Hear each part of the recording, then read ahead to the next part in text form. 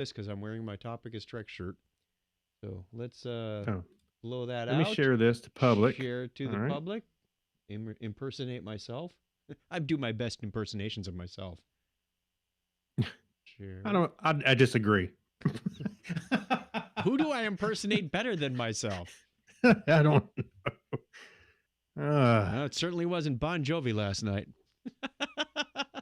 Oh, I missed it. I'm sorry. I missed that. I meant to go Craig back and is watch it. not on the Saturday Night Karaoke Club. Actually, it was a pretty good Wanted Dead or Alive. No, Kim and I were doing something.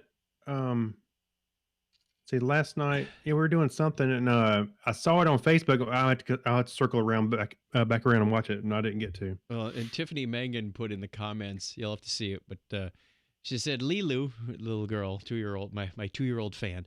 She said she's a Chuck Tomasi fan, not a Bon Jovi fan. She's dancing, like a 2-year-old with one leg in the air and her arms out, and she catches mom making a video. She goes, "No pictures." Oh, well. It is so darling. Yeah. Hey, can you give me? I know we got to start, but will you give me like 2 seconds? Okay, I'm gonna count 1,000, 2 1,000. Just give me a second. I'll be right. All right. Talk and fill the void. Yeah, ladies and gentlemen, thank you for joining us on Technorama. We'll get started in just a moment. This is if you're new to the show or not. We appreciate you joining us. This is just some time each week where Craig and I have been getting together for the last 15 years to talk about stuff. We go out on the internet and we find some stories to work as a backbone for the topics of discussion. But in between, we have just a couple of times when we're open discussion as friends, and that's kind of the show. We have some pre-built segments to, again, keep the content going. We do On This Day in History, where I go through and look at certain calendar events and pull out science and tech and nerd stuff. And then we've got a few other stories that go along with that. So that's kind of the format of the show. If you've never been here before, we appreciate you joining us. And now Craig is back. That was the fastest bathroom break I've ever seen anybody do. No, I've got a little extensor tendonitis on my other foot. I had it before. Oh, dear. On the right foot. Now I got it on the left foot. So I had to take some ibuprofen. It was starting to hurt. So my apologies. Your cursor's over on this screen, Donna. You're going to have to go way, way right. her cursor was 2 screens away. There's 3 monitors hooked up to the video machine. Hey, actually, it might John be 2, Miller, what's up? because we disconnected the HDMI. I might just think it's got 2 right now. John Miller's in the house. Okay. So are a few other people. Thank you. Shall we get started? Level. I'm ready. Mine level's a little low. So level. Okay. Level. I don't know why, but yours sounds the same as mine, but it registers on the meters a little different. I'm going to check the outputs. I think we need to do a little offline audio production meeting. Debugging. Yeah. Well, hey, I'm not opposed to that. Somebody just never shows up to the staff meetings. What? Wait, what? I missed one meeting. I'm sorry. One meeting, and now it's a trend. It's like we're married people. This is the way it goes. Yeah, it's like with my wife. I do it one time, and all of a sudden it's a trend. Every time. Did you put the dryer sheet in? Oh. Now she asks me every time. Did you put it in? Did you put it in? Did you put it in? Did you fill the ice trays? Did you put the seat down? No kidding. This is the best part of the show, Yes, is when we're not Hey, doing the right show. answer, though? Yes, dear. Mine comes out a little more like, yes, dear. Yeah. What was that? Is it, yes, dear? Yeah, right. I'm dropping this conversation. I'm going to get myself in trouble if I keep on. Donna's sitting right here laughing along with us. I'm not as stupid as I look, Can't be. No. I can't wait. You hung that right out over home plate. I had to hit it. I'm sorry. That is a conditioned response. That's a conditioned response from my childhood, man. It just was right there. Oh boy. Wow, we're going to be starting this recording off with a smile, aren't We we? ain't even started the show yet. That's what I said. The best part of the show is when we're not doing the show. Right. And this is what the people on the live stream and YouTube get for joining us. John Miller You Jr. don't get this on the audio Also sponsored by divorce lawyers. Grunwald and Zebke attorneys. Yeah. All right. Shall we begin? Oh, you Yes, know what else I before we found get out? ourselves in. You know what else I found out about recording equipment? We had our Patreon discussion last week about recording equipment.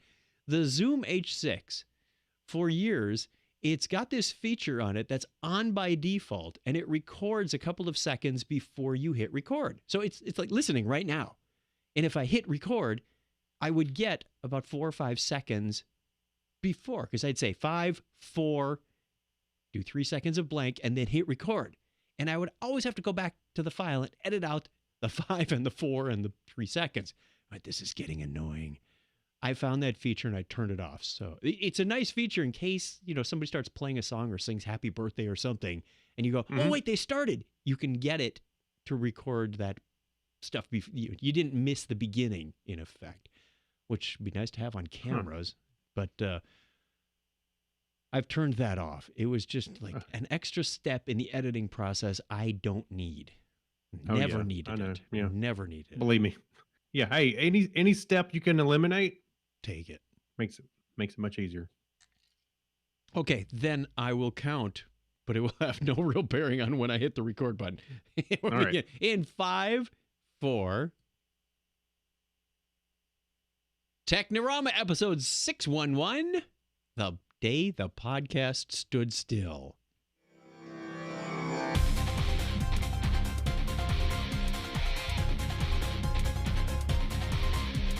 Welcome to Technorama, the podcast that takes a look at tech, science, sci-fi. Why does it sound like I'm struggling with this thing that I've been saying? First time you've done the show?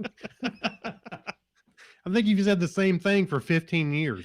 I think it's because I keep sticking. It's like trying to juggle when you've already got enough balls in the air and somebody throws another one at you. We launched a new podcast at work, so I've got like 5 things that it's like, hey, I'm getting the hang of this. Whoa. I've got 5 different intros. It almost slips out as welcome to Tech Now, the web series for ServiceNow administrators, developers, and builders of all skill levels. Or it could come out as good morning, good afternoon, good evening, wherever you are and whenever you are. Welcome to Community Live Stream. There's so many intros that are queued up in my head. I got to get the right one for the right show. This is Technorama. We take a lighthearted look at tech, science, sci-fi, and all things geek. I'm Chuck Tomasi, sitting here in sunny Phoenix, Arizona, but it's actually overcast and it may rain. I mean, it may unleash on us soon. There's a dust storm predicted tonight, so we're going to batten down the hatches. Just across the country from me is Craig Stepp, as always. How are you, Craig? I'm doing good. Actually, this morning was a kind of a surprise. Oh? I opened the garage door and I walked through the door and I was like, I know it's going to happen. It's going to be humid because it rained really hard last night and hot. And I walked down. I was like, whoa, it was like pleasant, cool, very comfortable. So it's like a hint of fall teasing me in the air. I could feel it. I had a dream about snow last night. Does that count for anything? You're going to have a snowstorm in August in Phoenix. Like that. Then the apocalypse is on the way. For 2020, that would probably be right on track. Yeah. Which month do I have that card down on my cards? Someone September. said whenever hell freezes over. Well, here it comes. Yeah. I know. What was that? Somebody posted about a movie with running zombies. I said, oh, I had that for October. It's World War Z. Yeah. Mm-hmm. I have running zombies for October. What do you have, the 2020 calendar? Yeah, that's right. There's a bingo card. Ball. Which one you got? All right, we have some feedback. We asked you a question on social media. We got some answers for you. Letters. Oh, we get letters. We get your letters every day. Mailman, mail today. Reach right in, pull it out. Those letters. I love those letters. Let's find out what you got to say. Oh boy! Mailman, mail today. By the way, did I mention the mailman was a zombie? All right, we asked you, what movie has made you laugh the hardest? And Craig, would you like to take the Technorama answers? Sure, because I was incompetent and didn't share it. You on my were own feed. busy this weekend. I'm letting you get a pass on that one. All right. So Fritz Ulrich Sewart, he says The Trouble with Harry from Alfred Hitchcock. Says, to be honest, I laughed. I've laughed not very much in the movie, but when I left the theater, I had sore muscles on my face and from the nonstop grinning. Okay. It says a Hitchcock. You're assuming it's Alfred Hitchcock. It could be Arnold. Hitchcock, right? His long lost cousin who writes comedy films, not Hitchcock that makes the horror movies. I know. Trouble with it. I don't think I've seen that one. So was it funny? Was it humorous? I didn't see it, but I think it's funny that we both came up with Arnold at the same time. I know. Yeah. That was frightening in itself. I know, right? What else do we have? John Miller Jr. said it was a tie between Spaceballs and Robin Hood Men in Tights. Okay. That was good. Those are two good ones right there. I must be a huge Mel Brooks fan, of course. And I think we all are, because I was just talking about Blazing Saddles earlier today. Which is our next comment. Yeah, so Steve London says Blazing Saddles from 1974. Oops, let's see more. I saw it as I was a kid, and I lived and saw it like 100 times. Me too, or perhaps Spaceballs. Again, it's funny Mel Brooks. because we were just talking about this. Well, yeah, we're in the Mel Brooks. I will admit, Mel Brooks had a significant impact on my psyche. Oh, he is up there for me. He is up there with Douglas Adams, and of course stuff like Star Wars and stuff like that. But as far as humor goes, yes, he's way up there. Oh, Dr. yeah, absolutely. Demento. Excuse me? Dr. Demento. Yes. Well, for me later in life, because I didn't Monty have Python. Dr. Demento in my radio network area. So Monty Python. Monty Python's a good one. Yeah. That's definitely up there. Okay, read on, Monfrere. Anyway, so Edward Chase. Perhaps Deadpool as far as more recent movies. Yeah, I would agree with that. I've been digging Deadpool big time. Weber Baker says, support your local sheriff. I don't know. You should see who's running in the election this year. Oh, sorry. Well, that's kind of localized there. And of course, Christina Norris says Anchorman. Very good. What do I have on my page? JT Shea says Dodgeball. Hadn't seen that one. Gary Lindros says it had some funny. It had some. I wouldn't say it's a great movie, but it had some funny moments. Oh my gosh, yes, it had some funny moments. Isn't that a Will Ferrell movie? Yes, that's probably why I haven't seen it. You need to. You should watch that one. You all know my stance on Will Ferrell. You might enjoy that one. Okay, Gary Lindros says The Jerk. I saw it when I was about 11. I fell off the couch at least 3 times. Oh, you know what? Don't tell my parents, but that was one of the ones I wasn't supposed to be watching, like on HBO. Stayed up late and watched it. I knew the code. I knew the code on the cable box. The illegal descrambler, Craig. And he's watching. I didn't hack it. No, I just watching girly movies later at night. No, it was more like social engineering. I knew the code by watching my dad type in the code. So. Paul Parkinson says Life of Brian on the initial theater release. Also, the B movie that came with it, a travelogue. The travelogue was played dead straight, except the voiceover was Cleese J. All was well until they went back to Venice. And we return once again to Venice. Gondolas, gondolas, gondolas. Okay, now I'm going to have to look for that.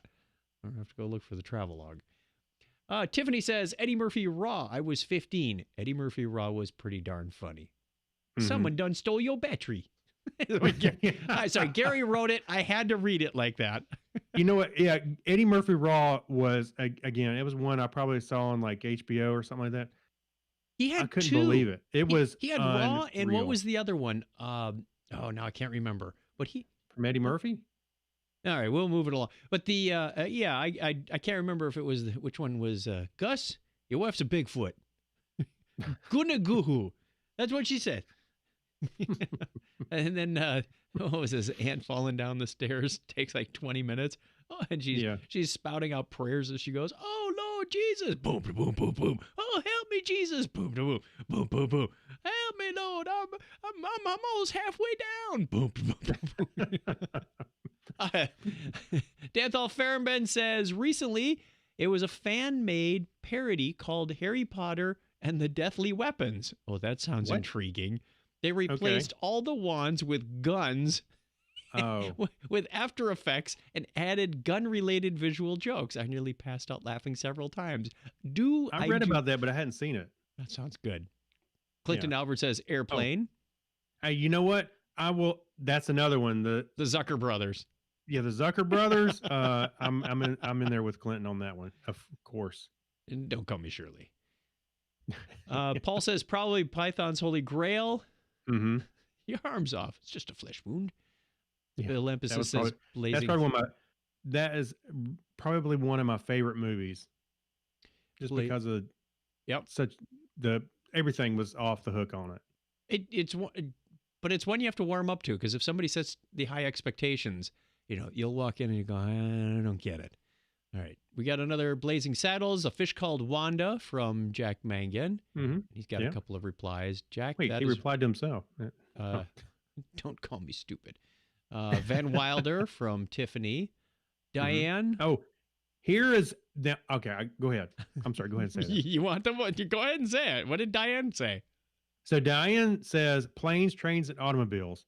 And I'm here to tell you, when I was in the theater, especially when they were going on the wrong way on the highway, and when they go between the trucks and they look at each other and you see the devil and you see the skeleton, I was in stitches. My stomach and my cheeks hurt when I left that theater. I love that stupid movie. Did you wet your pants? It was close. That was a close call. If I didn't, it was close. Teresa says Dirty Rotten Scoundrels. Greg Kloiber says Animal House. Okay, there's another good one. Animal House. Joe Fiore says probably Airplane. I think that's the funniest movie of all time. Christine says, what about Bob? I liked that movie too. It was good. It was fun to see, Bob get better and the doctor get worse as it went along. Yeah, it was. Della they switched places. Della also says A Fish Called Wanda. Scott Schmelzer says Anchorman. Amy Bowen says Arsenic and Old Lace. I nearly slid off the couch I was on. Blazing Saddles gets an honorable mention too. J.R. Murdoch just says intentionally. Yeah, what movie did you laugh hardest at? Oh, it might not have been a comedy. It's just a bad movie he was laughing at. All right. Yeah. Wow. Well, we got a whole I guess bunch voluntarily. Whatever. Several more Mel Brooks in here. We got Blazing Saddles. We've got Young Frankenstein.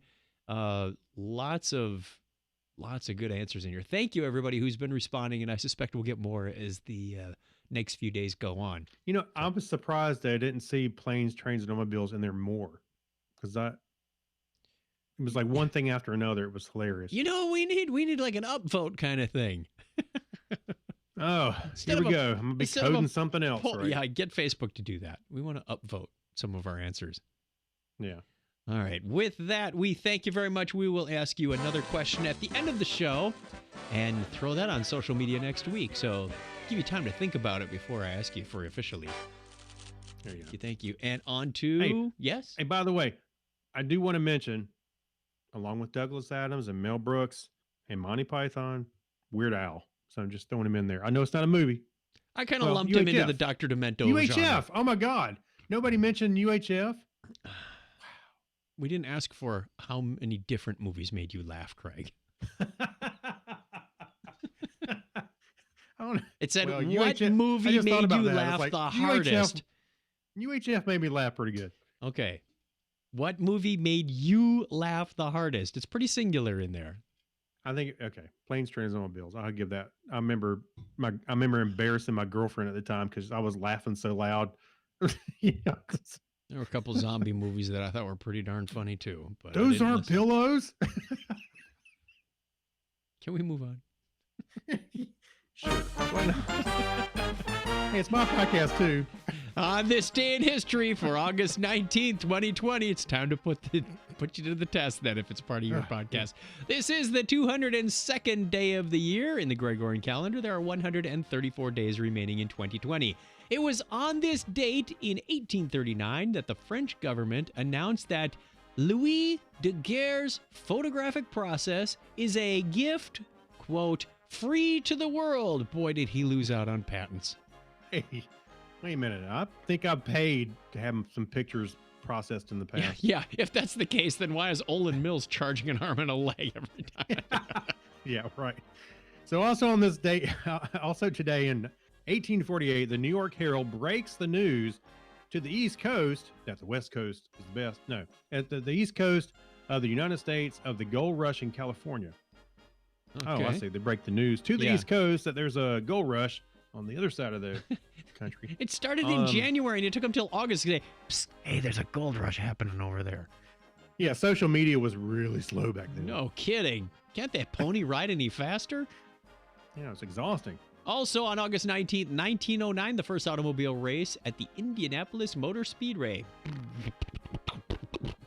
You sound like a jalopy. I think I did that last time I was on too.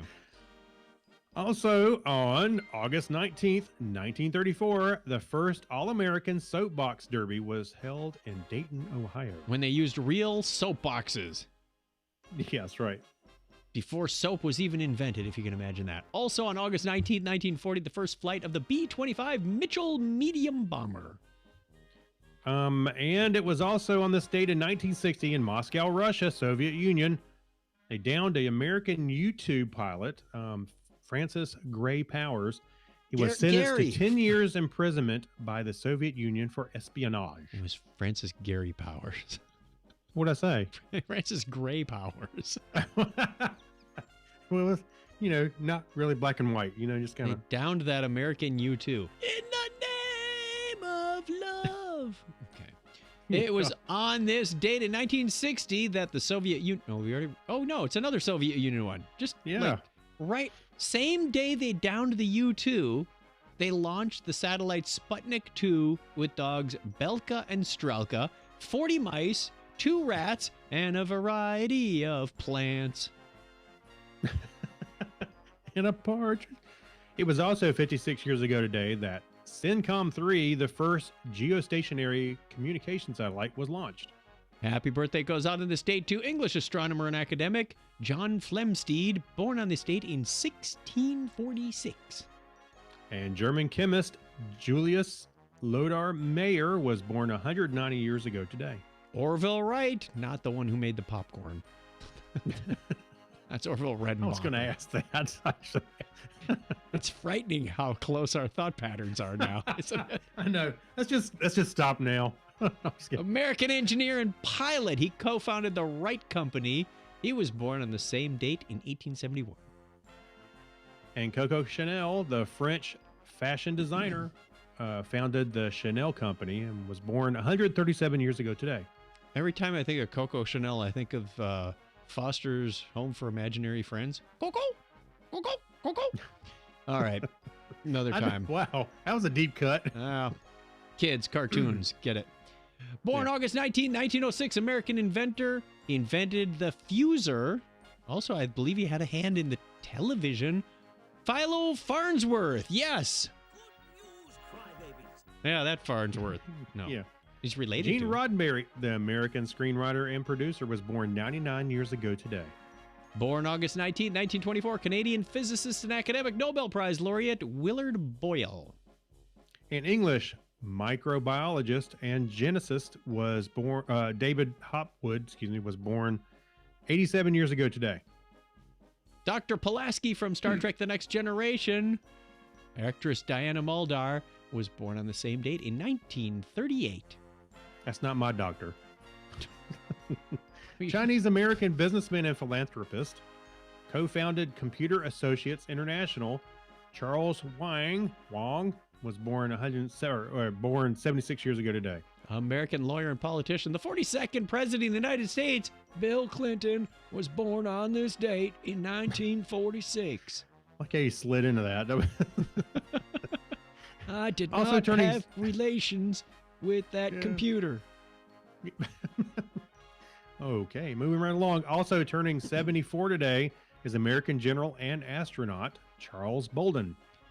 And not only, I think this is kind of weird how, Gene Roddenberry and Jonathan Frakes have the same birthday.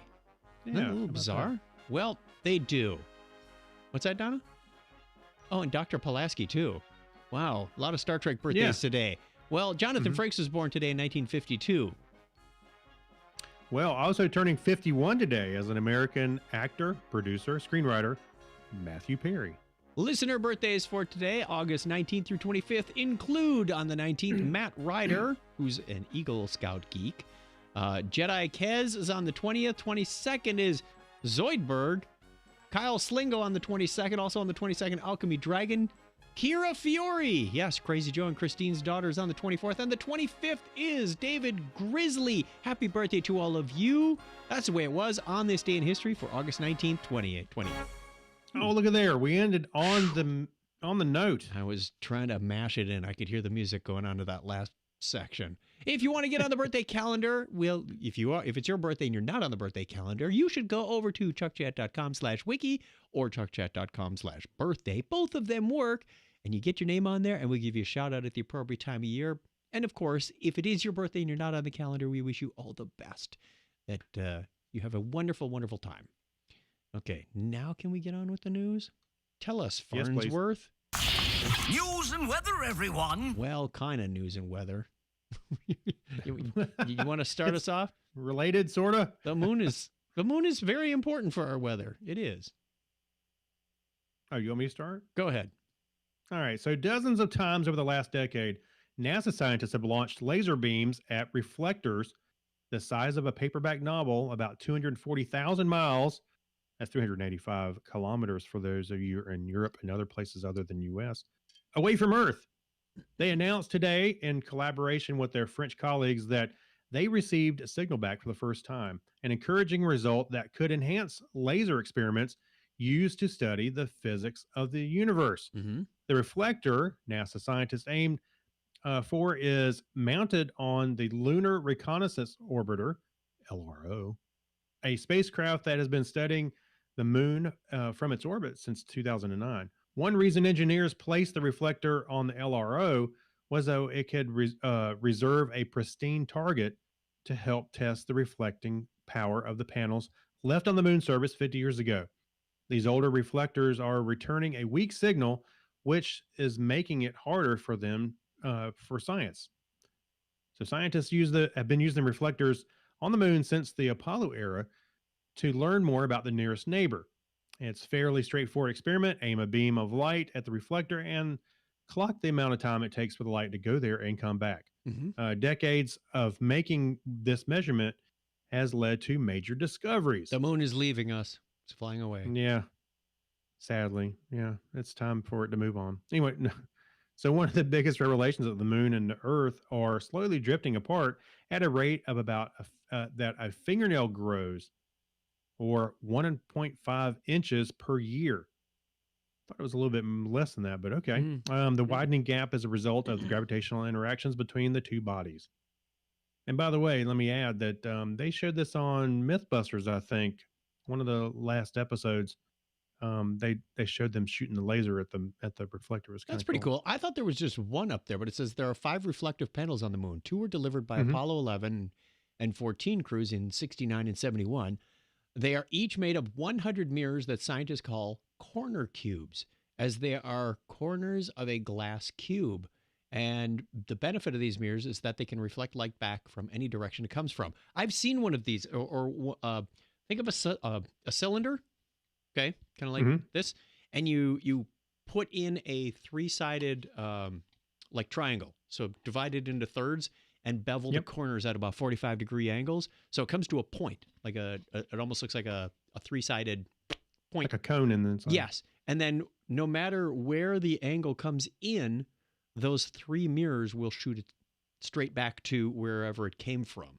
So That's pretty awesome. Unlike a parabolic dish, which it'll take anything that hits it and focus it on a center, on a center point and aim it in one specific direction. Well, it doesn't matter which way the moon is tilted or where you hit this thing. You could come at it from, 15 degrees off center, and it will return it back exactly 15 degrees off center.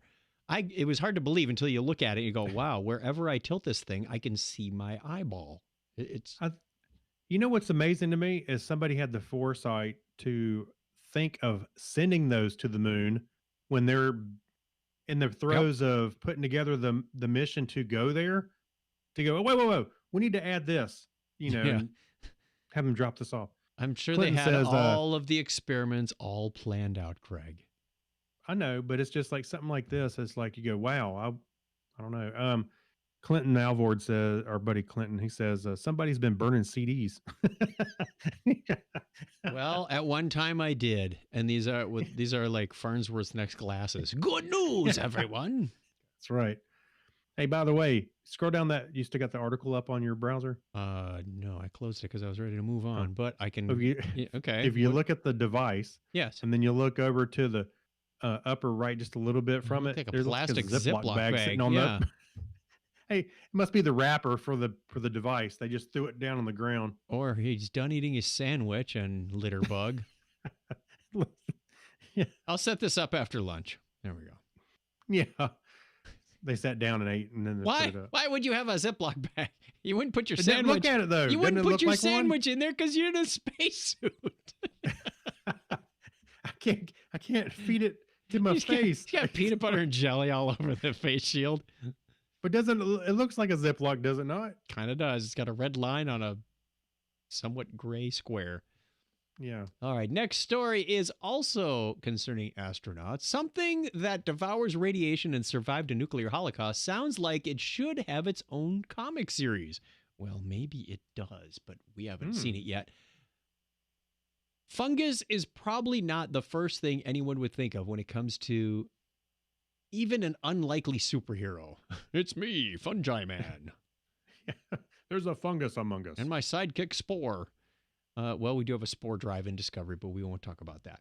If anything, fungi would probably get the villain treatment, like the mushroom people of Matango. Okay. Since that's what the picture is we've got right there. Mm-hmm. Okay. Good stuff. Sounds like MST3K all over the place.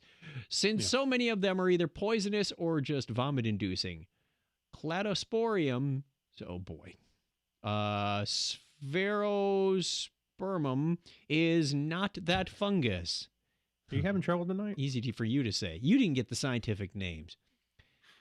It not only replicates and heals itself, but metabolizes potentially lethal radiation. This is why a team of researchers is now studying how this mold, yes, mold, could be used as a shield that protects astronauts from radiation in space. They shortened it on me. Now it's just C. Spherospermum. Sounds like a candy now.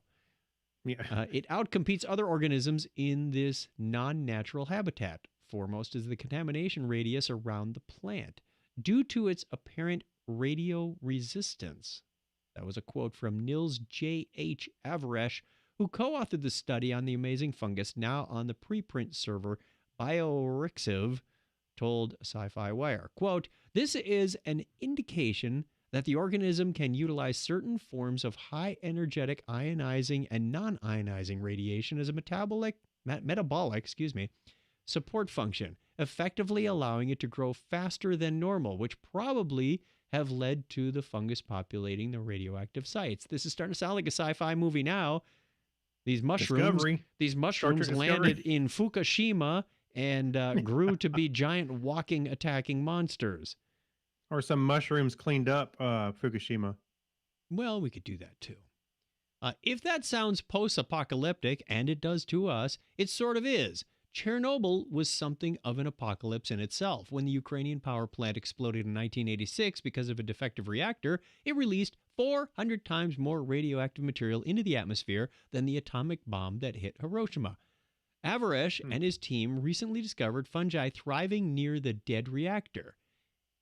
It processes radiation through radiosynthesis, much as plants photosynthesize light.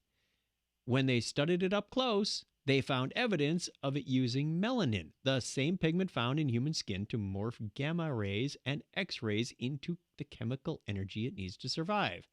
Avaresh suspects that CS, I'm not even going to try and pronounce it anymore, just shortening it up even more, CS might feed on UV light that needs more investigation. But the how it metabolized gamma and X-rays in an ISS experiment could mean a positive outlook for upcoming missions to the moon and Mars. Both have next to nothing of an atmosphere or magnetic field and get bombarded with radiation. So very cool. Stick some of these fungi on your outside of your spacesuit and away you go. We're just thinking, yeah. SpaceX is showing off their new spacesuit and it's got like mushrooms all over. Dude, do you ever shower? You got fungus growing in your suit. That's pretty cool. I'm sure they probably release a lot of carbon into the atmosphere as a byproduct, and Maybe. then we probably wouldn't use these anymore. I don't know that It contributes to mushrooms global and warming. fungus, and I don't know because it's not photosynthesis. Photosynthesis takes in CO2 and sends out oxygen. That was a joke. Okay. Thanks for the clue.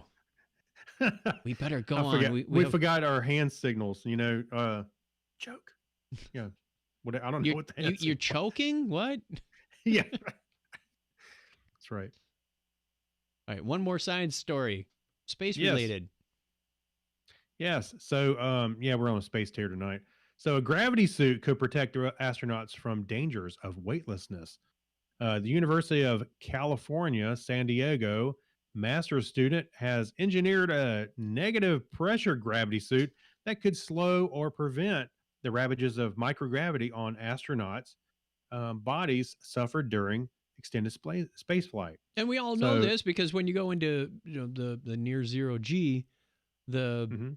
your gravity isn't working to tell your bones, hey, it's time, stay strong, and the muscular.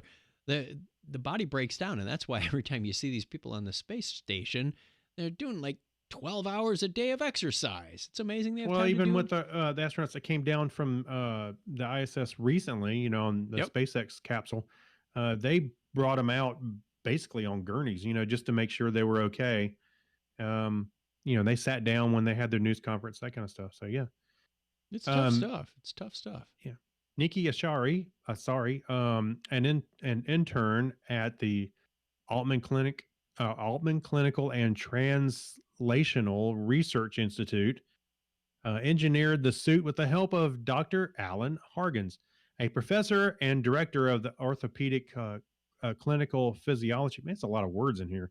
At US San Diego, and former chief of space physiology. They get paid by the word here.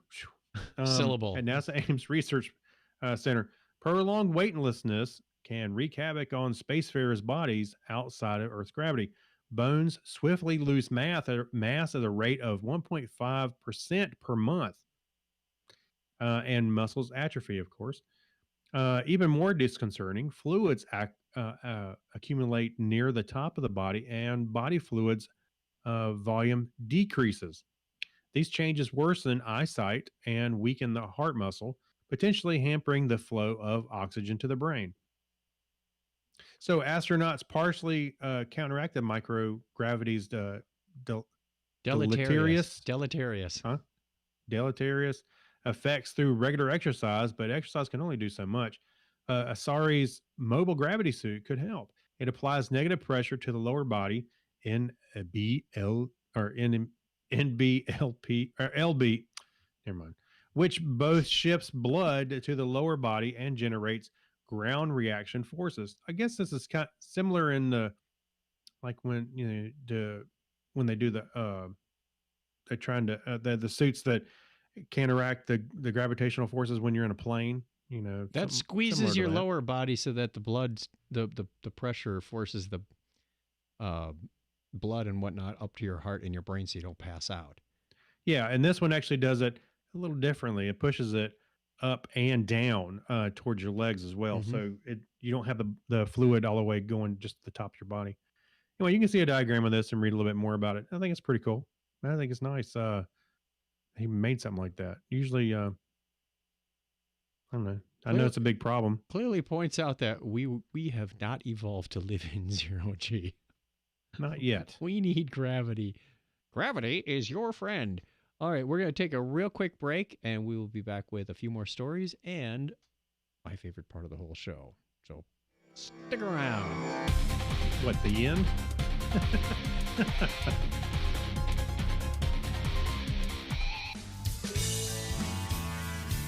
Hi, this is Dave Slusher from Evil Genius Chronicles, and you are listening to Technorama, because you're in the cool club.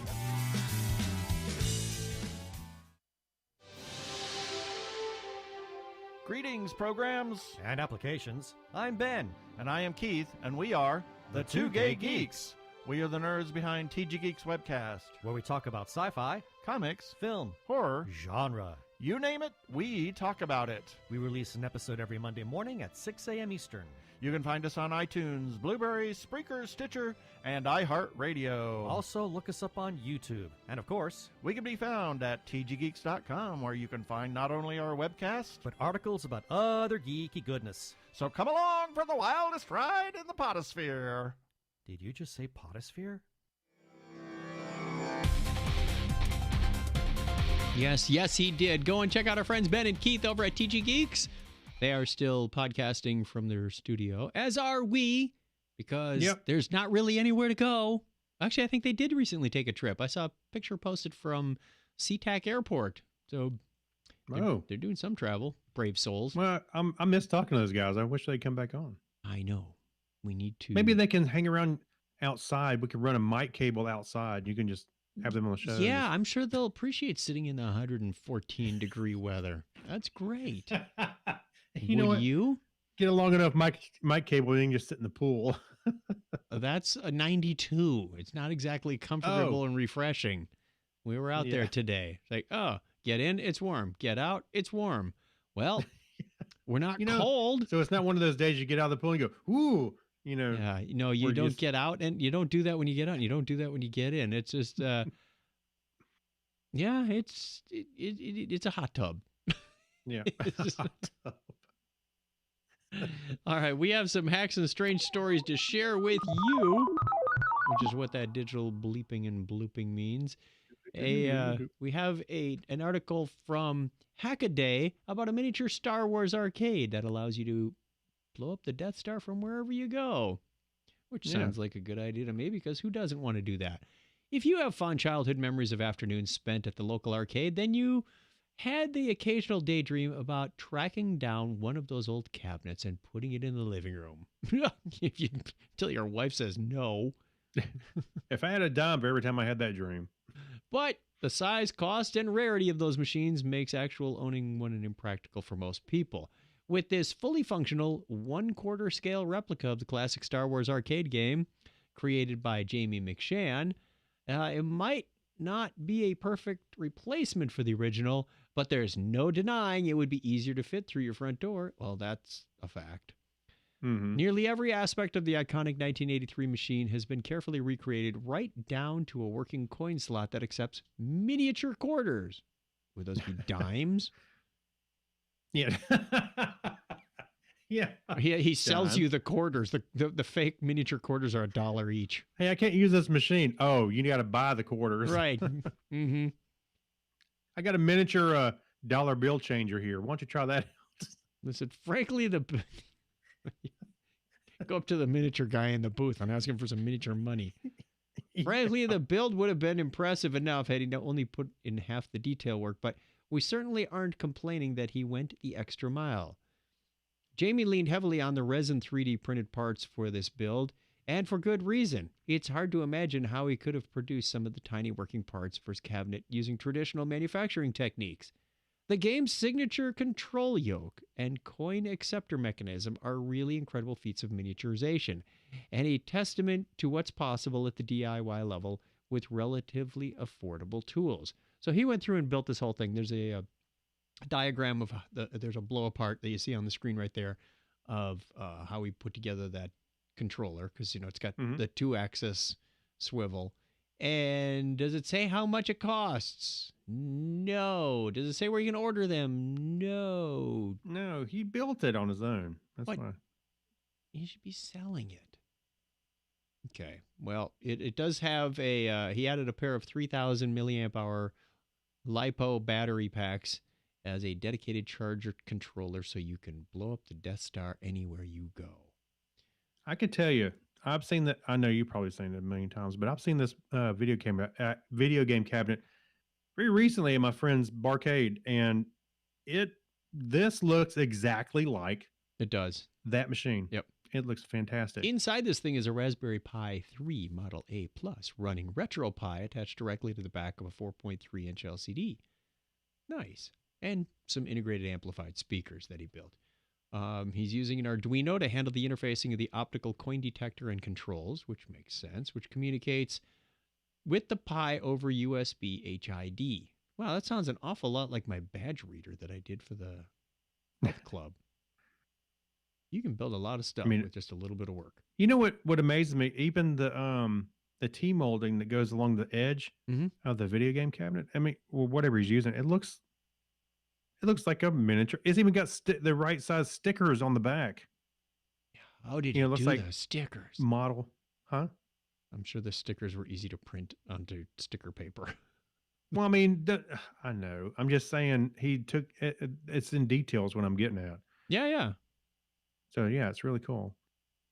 Unfortunately, anyway, make fun of me. No, unfortunately, he's got these big sausage hands and he can't work the miniature controls. Oh, good Lord, man, you're relentless. Hey, Technorama, we can have some fun with it. Sure. All right. Also in the Hacks and Strange Stories, what have we got now? So new AI dupes humans into believing synthesized sound effects are real. Really? Like this fire? This is AI fire sound.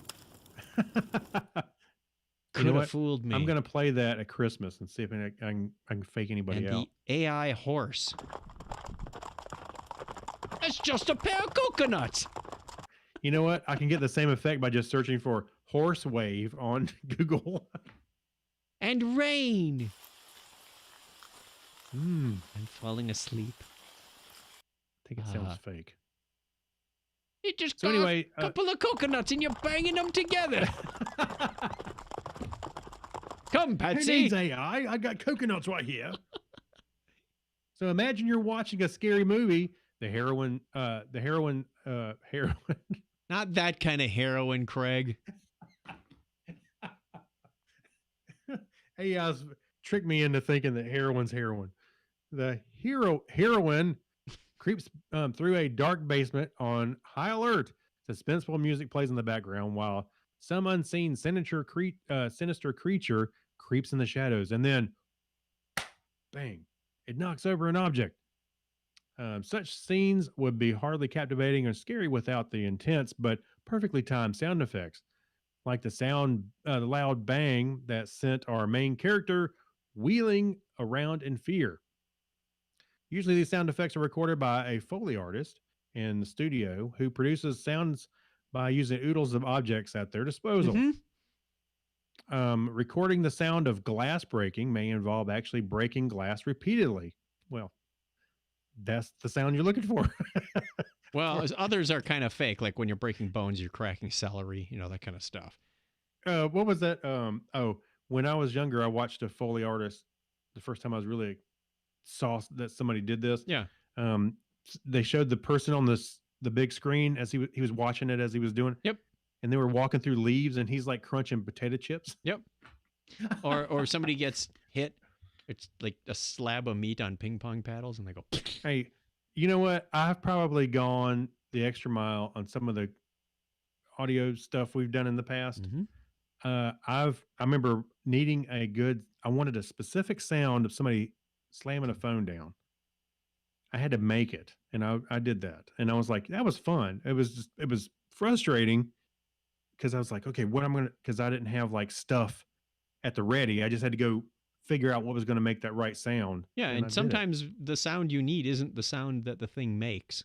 Like, oh. Yeah, I mean, I could search for phone bang on Google all day long, which I've done that too. Is like, where's the sound I want? That's not what I'm looking for. And just make it yourself. Anyway, so glass breaking and breaking repeatedly, whatever. So in more recent plot twists, researchers have created an automated program that analyzes the movements of video frames and creates its own artificial sound effects to match the scene.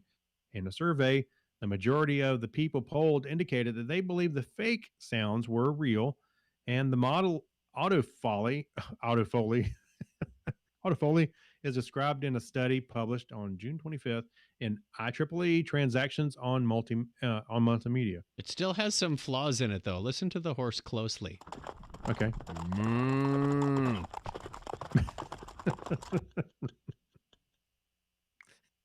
Burp, burp, burp. Okay, well, you get it. So they got a computer. I wish I'd had a auto foley a long time ago. That would have saved me a lot of Googling for WAV files. Oh, pretty soon they're just going to have an auto podcast AI, and then we'll be done. We'll be retired by then. It'd be like the second Bill and Ted, where they have the evil robots themselves. We'll just kick back and be All right. auto Chuck and an auto Craig. Let's take a quick turn to our chat room and see what we've got. We mentioned Clinton Alvord and John Miller Jr. Has anybody else stepped in here that we haven't called out? That's all I see.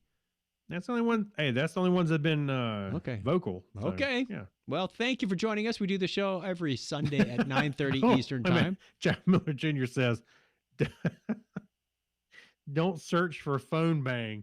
Okay. Oh. Yeah, that'll taint your search results, won't it? Clinton says, I'll take 3.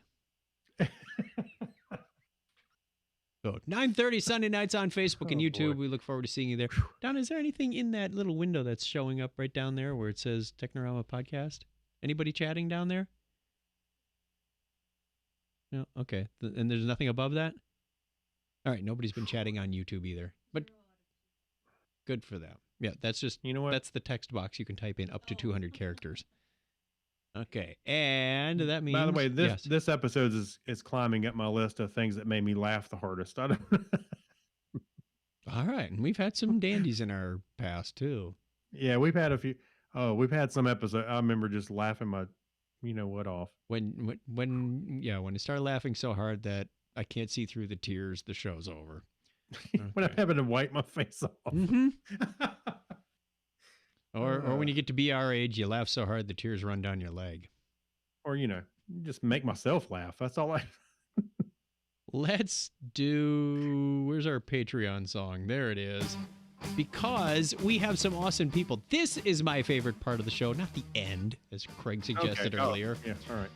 This is where we get to say thank you to all of the people that make this show financially possible. You keep this Technorama thing solvent. Thank you to our patrons, Alexis Duran and Ben Vaughn. I'm going to go the other way on the table now.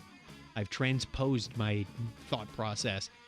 Danny Mortensen, thank you very much. Harold McKinstry and Christina and Mike Wills and Steve Therian. Thank you, Amber Elstad, Brian Brown, Dean Jensen, John Clifford, Kyle Nishioka, a.k.a. Mad Marv. Thank you to Night Gig Studios and Spiffy and Amy Bowen, Chris MC, Denise Inglis. Thank you, John Noble and Leon and Saturday Morning Media. Thank you, Steve Cody, Avner Braverman, Dan DeMancoyer, Gary Lindros, Jorga Schrauen, Mark Kilfoyle, Stephen Wetchy, and Steve London. Thank you, everybody who makes this show possible. There are numerous expenses involved, and you keep those manageable, whether it's hosting or software or hardware upgrades. It all happens, and we really, really do appreciate that. And in return, we give you the shout out on the show, but we also have a special episode where Craig and I get together and sort of chat in a not highly produced production environment about topics and share them with you, sort of a conversation with each other that you get as a thank you. That's our payback. And, we're going to have to think of something new, Craig, because we won't have a cruise postcard next year. Oh, yeah. Oh. You know what? I'll meet you somewhere in Louisiana, and we'll just sign the cards and we'll just drive there. Or I buy a bunch that say, hey, hello from Phoenix, mail them to you in a box, and then we stamp them and send them. You know what? We need to come up with a postcard that says it's half and half, South Carolina and Phoenix, or together. We just manufacture some Technorama postcards. Maybe. We're thinking about it. See, we're still a few months ahead of the game on that one. We'll get you a postcard if you're a Patreon person. Thank you. For as little as $1 a show, and if you look at the screen right there, Donna's put up the link, patreon.com/Technorama podcast. We'd love to hear from you. All right, this is getting a little long, so let me fade that out, turn that off. Oop, Tell hey, the Emperor to stop playing the guitar. there we go. All right. And, we have a pass the remote, which I think was this one. All right, pass me the remote, Craig. Here. I think I got it here. Got it. Thanks. Oh, that's Hey, wait a my minute. yeah, that's my glasses Look. case. Look at that thing. It's a magic trick. Okay, you know what? I can't. We've been on the same wavelength all night. I can't. I'm- Why? Someone check the phase of the moon or something tonight. There's something weird going on here. If you're not watching the video. Oh boy. Yeah, that was a good one. We don't have a remote. Wait, I do have a remote for once. I was got a doing real some remote. experimentation with my work video. I was trying to get a monitor in the picture. We'll see what happens to that. Okay. The remote. Here. And the visual actually worked. And we still broke the fourth wall and said, ooh, it's a glasses case. Well, this time I Okay. remember to go to the right rather Yeah, than. and I had right here. Anyway, moving right along. Our show this week, Donna and I finished up all 6 seasons of Justified. Have you watched Oh. Justified, Craig?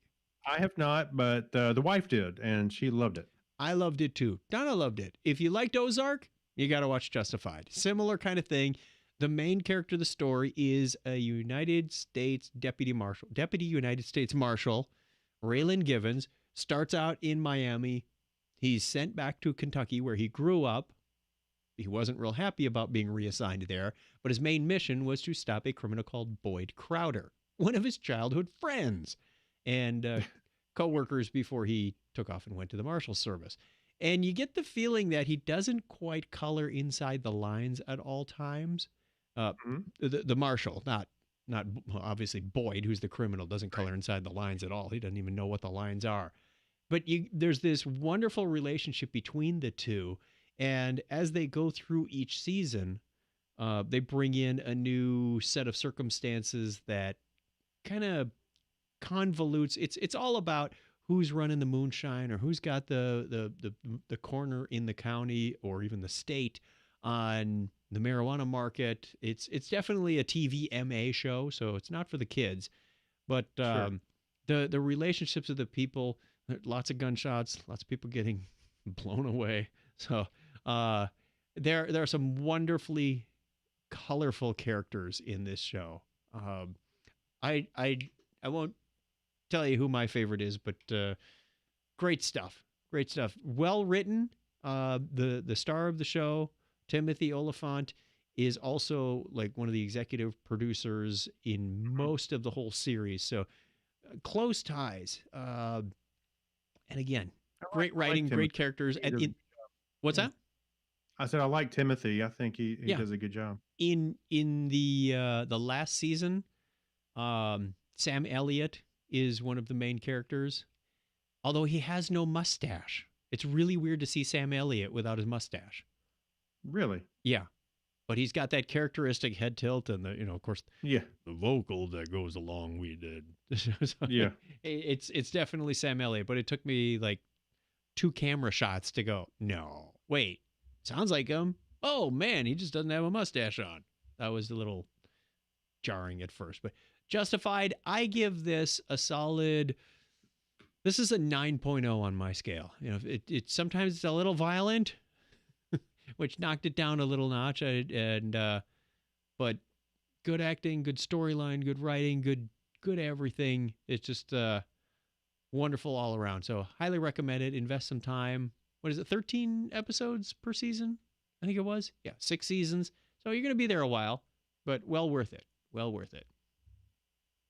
That's my Pass Me the Remote, which is a transition into the Media Corner. That's the Remember When. Media Corner is the gray one. That's it. Welcome to Blockhead Video. Hey, where can I find some good information about music and TV and videos and things? Over here, in the media corner. The squeaky door. The squeaky door on that gets me every time. Yeah. All right, who did the last story? I've been talking. I'll for a take while. this one because you did your old Justified thing. All right, go ahead. So, Doctor Who star David Tennant wants to cross over to Star Trek. I'd love to see this. I know, right? If David Tennant had his way, Star Trek would get a little more wibbly wobbly and timely and all that good stuff. So, the time for the Trek Lord or the Time Lord to hit Trek, or the Trek Lord to hit time. Yeah, however you want to read it.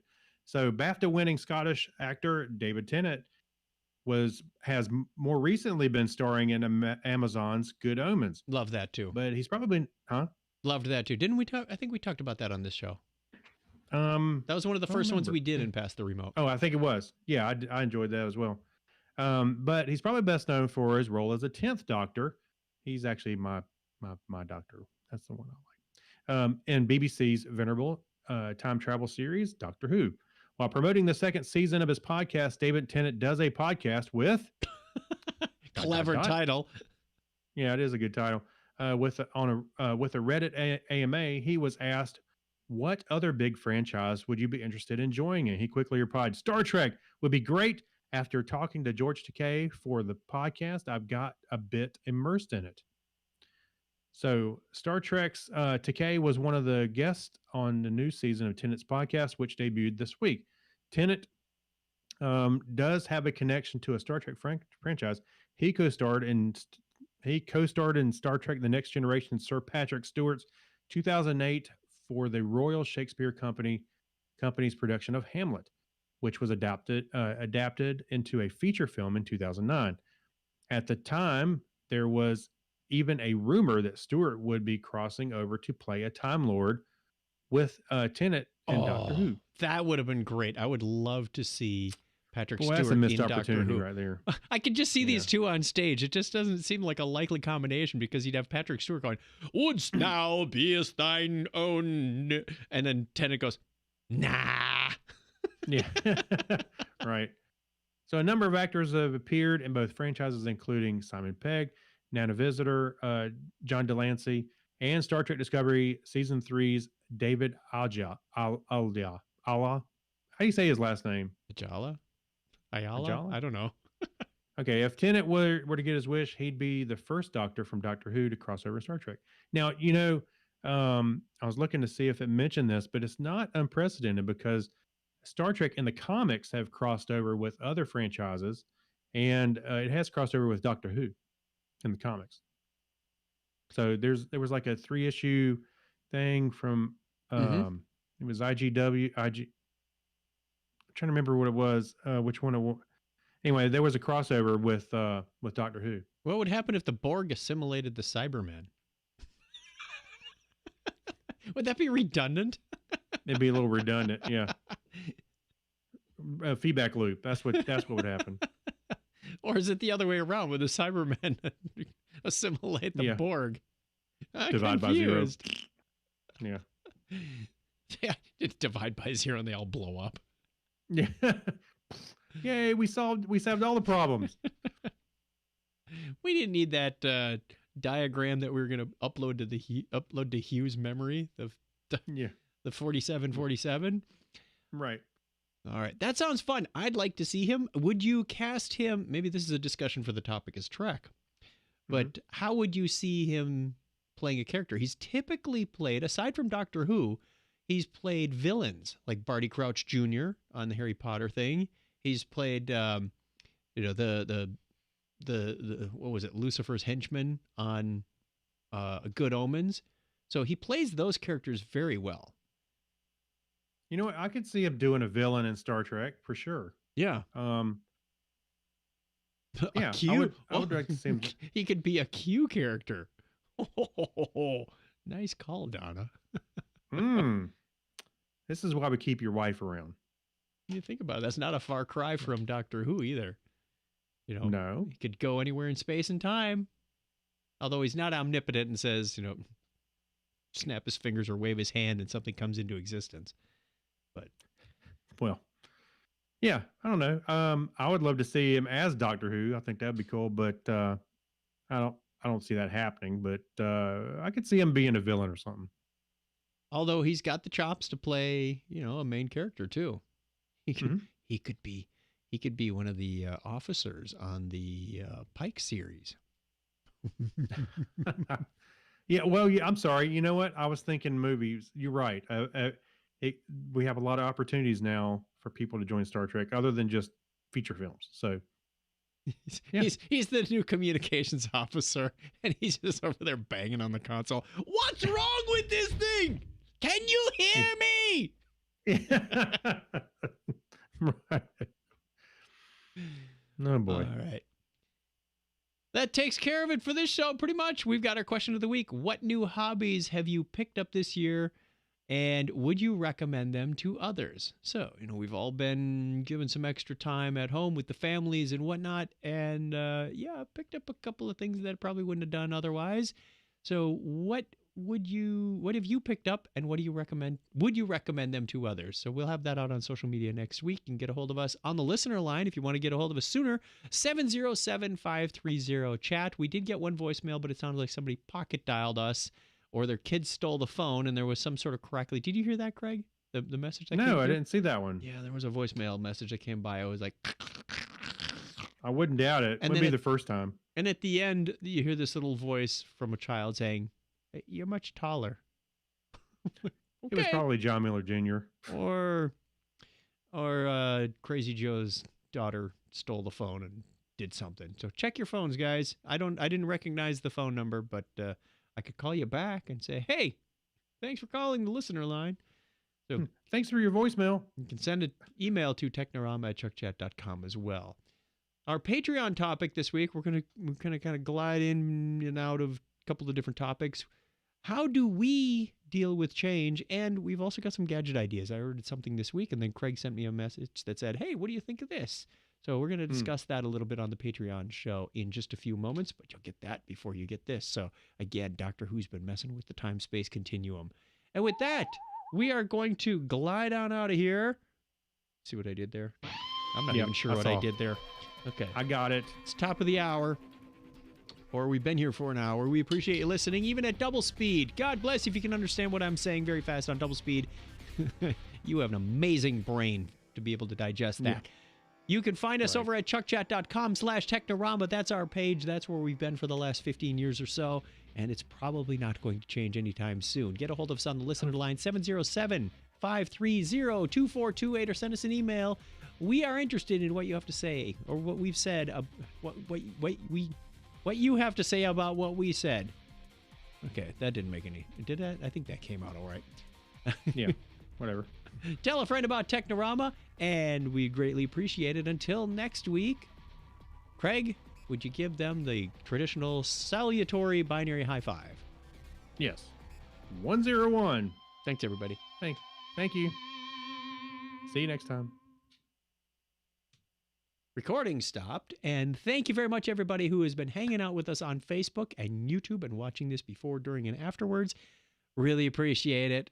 We will talk to you again real soon. Well, in a week at least, unless, of course, you follow along at work, where we've got a couple of live streams Monday and Wednesday. But that's ServiceNow related stuff. If you're into that, welcome that. We've also got another recording of The Topic is Trek coming up on Thursday to be released in podcast form on Friday. Craig and I will be doing a Tech Now webinar on Tuesday. Yes. The seat in the studio never gets cold. No kidding. I think you're just going to start sleeping in there. Dona'd be all right with that, I'm sure. Tuesday, I've got a podcast recording for work as well. And yeah, it used to be, why do we need 2 bedrooms in this house converted into a studio that we're using for a hobby podcast once a week, maybe? Not anymore. This baby's in full production now. All engines are firing on all 8 cylinders. So with that, we thank you very much again for watching, and we'll talk to our patrons again sooner than that. Take care, everybody. Bye. All right. Thank you. Thanks, Donna. Thank you, Donna.